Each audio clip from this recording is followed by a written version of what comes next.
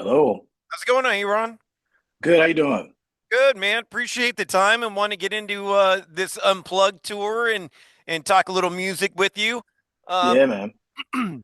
let's go ahead and start with this Unplugged tour, man. Have you ever done an Unplugged tour? I mean, I'm sure you've played acoustic shows here and there, but have you ever done a full tour like this? Yeah, last one I did was with Daughtry, back in I think the end of 23.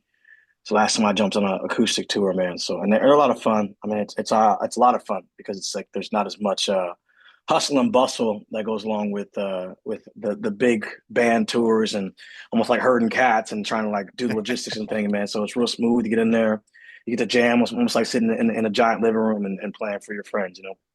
I'm looking forward to it. You guys are coming out along with Theory of a Deadman to the Fox Performing Arts Center in downtown Yeah. Riverside, Sunday, February 16th. And is it going to be the trio or is it just going to be you and a guitar?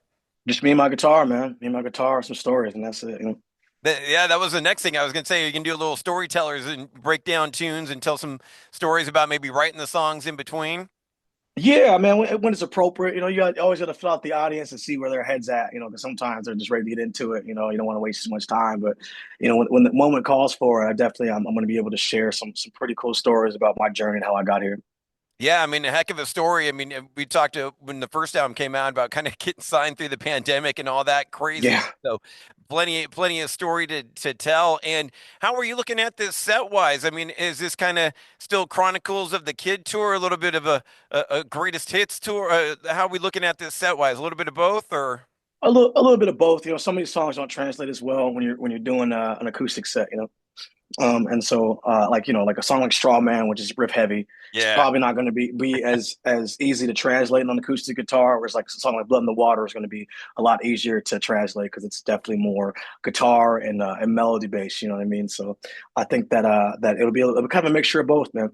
Dirty, dirty. Yeah, man. That one transfer over? Oh, filthy, yeah, filthy. That Or one, sorry, no, that one filthy. doesn't. No, it's all good. That no, it doesn't. It doesn't. No, no, filthy. That's another one of those songs that's kind of real rip heavy. That really only has unless I had like a band behind me, it's hard to translate that. I talked to Tyler Conley of Theory of a Deadman last week and was talking about the show, and I keep waiting for like a little rivalry to break out between you guys and them. I mean, Kraken versus the Canucks, kind of. It should be some bets or some rivalry going on. Like losers got to wear a jersey or something. Man, they can have it. Hockey's still coming up in Seattle, man, so we're like, oh, I don't know, that sounds interesting. Hope we do well. That's we're not Seattle kids aren't going like, oh man, I hope we beat the Canucks this weekend.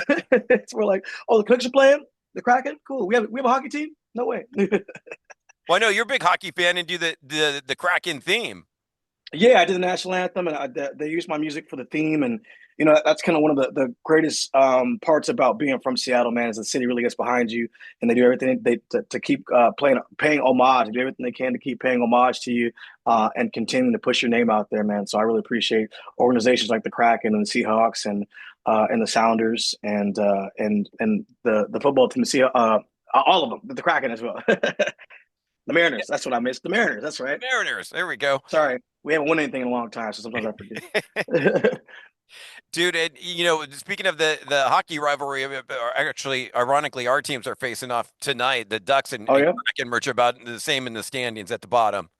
yeah. That sounds about right, man. We had that one good year. We had the 2 years after the franchise had just started, and we had that one really good year. And it was like, here's what you can do, and then it was like, See, here's a glimpse of it. Now forget about it because you ain't going to see it yeah. for Now another forget about decade. it for the next 10 years. Good luck, losers. At least the Seahawks have won fairly recently. Yeah, the Seahawks have been doing pretty good, man. I mean, like they're always. I think since the Russell Wilson era, we've always kind of had a decent team. In my opinion, I think we really need an elite level quarterback and a solid O line. I think all that comes together on an elite level quarterback. Not that Gino hasn't shown glimpses of that, but I think the consistency has been a little of the issue. Yeah, yeah, for sure. Any predictions for the big game coming up? Oh, it's hard to say, man. I really it would be nice to see Philly win because I think Yeah. they're such a hard nosed team. But I think that the Chiefs will ultimately pull it out. It's gonna be a close game. I think the Chiefs will probably end up winning by three. It seems like that's all they do is win these close games by 3 points. I mean, Yeah, man. That's refs all you going need. their way. I mean, Yep, and the refs refs are gonna call a flag before the game starts. Dude, speaking of touring, another recent one that you had done and actually chipped in and did a little feature on was Blackstone Cherry and American Yeah, Horse. And yeah, want to talk a little bit. Unfortunately, that tour was all in Europe, I think. But yeah, yeah. It was. talk about that feature and then getting to do that song with them. And I saw some footage of you doing it live with them too. Yeah, man, it was an honor. I mean, Blackstone Cherry is one of the greatest bands of our time, one of my unspoken greatest bands of our time. Honestly, I mean, we had just linked up with them in Europe right before they got inducted, or right after they got inducted into the Kentucky Rock and Roll Hall of Fame, which is insanity. Nice. And they've had immense success over there in the UK, and they're hoping that that translates on this record to the US. I hope it does too. They deserve it. But when they called me up to do American Horror, I mean, what's funny, man, is like a lot of people don't realize the connection between Black communities in America and the South, and so like, those guys, it felt like I was touring my brothers, man. You know what I mean? Honestly, and it was beautiful, and it was an honor to get to work with them, and I'm glad that song did as well as it did. And how was that performing it with them, man? I was kind of cool to see you just out there with the microphone and no guitar around your shoulders. I felt naked. It was beautiful, man. It was wonderful. We had it was every night was amazing. I mean, honestly, we definitely we it was on the last part of the tour. We did Europe and then we did the UK last, and on the last little week there, every night, man, was amazing to get out there and just to feel what they feel. These packed out stadium and arenas, in the UK, was beautiful, man. It was wonderful. Yeah, it's crazy how that band, from here does so much better across the pond than they do in the States. Like they play bigger venues over there than they do here.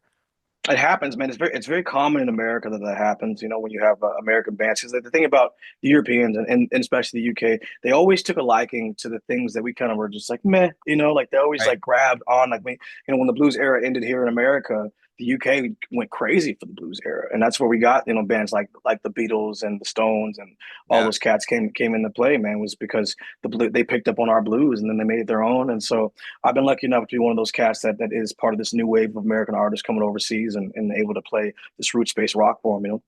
I love it. I love it. And I touched on it earlier a little bit with the set list. The Chronicles of the Kid came out in 23, Yeah. killer album Straw Man, Blood in the Water, Filthy. And are we thinking about album number 3, or are we still kind of working Chronicles?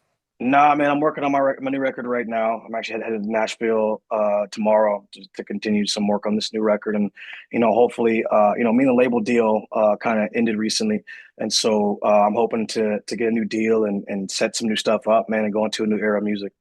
So you can record the album first and then kind of shop it? I think we'll do a few songs and see what happens. You know what I mean? That's kind of the idea. I mean, we just want to make sure we get the right home. I really want to be able to cross over into some other genres Hmm. on this next record, and so I think that's going to require just the right home to do it. So that's kind of what's on our mind. So maybe going a little more pop leaning or? I think maybe if anything, pop features. You know what I mean? Like something that's just going to get your name to kind of flicker up there and just kind of show people that you're part of that ethos.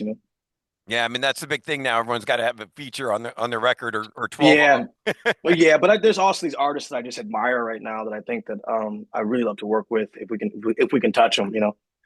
I was hoping you were going to go the other direction, go a little bit more metal or something. More metal.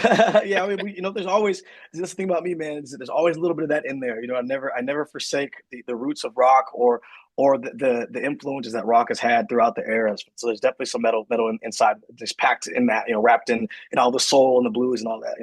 Yeah, it always gets combined in there. Speaking of metal, we're want to talk a little metal with you. We're an old school radio station. We do a feature called Mandatory Metallica, which Oh you're going to yeah, be a part of, and I wanted to get your take on my little Metallica debate. Me and my buddy having this sure. little debate and kind of falling on opposite sides about their greatest thrash metal album, their greatest heavy Mm, album, and my buddy picks their second album, Ride the Lightning, where I can mm-hmm. put on the next one, the third album, Master of Puppets. If you had to choose Ooh, one out of those two, which one would it be? shoot, man, those are hard. I think Master of Puppets for me, just on the impact of the record alone, because that was a massive record for them. I mean, that you can even argue that was the one that really put them on, was the Master of Puppets record, man. So I'd have to agree with you. Yeah, I mean, I just think it's flawless from start to finish. Yeah, No bad songs. Everything from yeah, from the brutality of Battery to this tenderness, or not maybe not Hmm. tenderness, but the softness or melodicness of Orion, the instrumental song, and It was everything beautiful, in man. between. I mean, that was when we kind of saw them blossom into these like these big metal artists, not just a metal band anymore, but like they expanded into this whole other thing, started tapping into almost that Pink Floyd ethos, you know? Yeah, bringing in the melodicness of heavy music, being heavy and melodic at the same time. Yeah, that's the key, man. I mean, I think, we live in this era right now where everyone. I mean, my son listens to metal all the time. He listens to rock all the time down here. My setup is in my basement, and we have a big basement for these kids to hang out. And my son comes down here and just kind of throws the football to himself and listens to rock. And a lot of things of what I'm hearing is the commercialization of rock has been just overblown. And it's important that I think cats continue to try this. Like, I mean, I understand the commercial value. I mean, obviously, I understand the commercial value of hit songs and rock, but I think it's also important to keep expanding and kind of bring in those elements. Come Aerosmith it, if you will. You know what I mean? It's Yeah, always bring it, show people that you're more than just like this metal band. You're more than just a rock band. You're more than a blues band. You're like all these things combined at once. Bring in the strings. Bring in the organ. Bring in the choir. Do whatever you can to show cats that you belong. bringing the keyboards and the synths Yeah, and all that, all whatever. that, dude. All of it, man. All of it. Yeah, all of it. Just to put a button on things, man, what's a song we can play for you? What's your favorite Metallica tune? What can we play for you on Mandatory Metallica? The Four Horsemen, man. Or Horseman, huh? Yeah, that song. It's for me. What's so inspirational about that song is how much it just goes through these different changes in the same song, man. And I think that was what defined what modern rock was to become. You know what I mean? Was just like the changes, the change of rhythm, the change of melodies, all that happening at one time. Beautiful, man. Thank you so much for the time. Hopefully, I'll get to see you out there at the Riverside show. Yeah, hopefully, man. I hope you can do it, man. Unless you got the kids or anything at home, which I normally do. No, I'll So I definitely feel be for out it. there roaming around. And I was going to mention it earlier too. If you're a foodie, right next door to the venue where you're going to be playing is a big food hall. They got like every kind of food imaginable and drink. So if you got the munchies before or after the show, there's a place right next door for you. I mean, I live in a legal weed state, so I always have the munchies. Yeah, yeah. Well, California is too, so Yeah. plenty of that around there as well. Yes, sir. Yes, sir. Well, that's good, man. I'm glad that you guys are staying safe out there too, man. I know it's California's been going through a rough time recently, man. So it's good to see you, and I'm glad everybody's in good spirits, and I'm looking forward to this show. Beautiful, man. We'll see you out there in a few weeks. Thank you All so right, much brother. for We'll the see you. time. Have a good Yes, one. sir. Bye Take care, bye. man.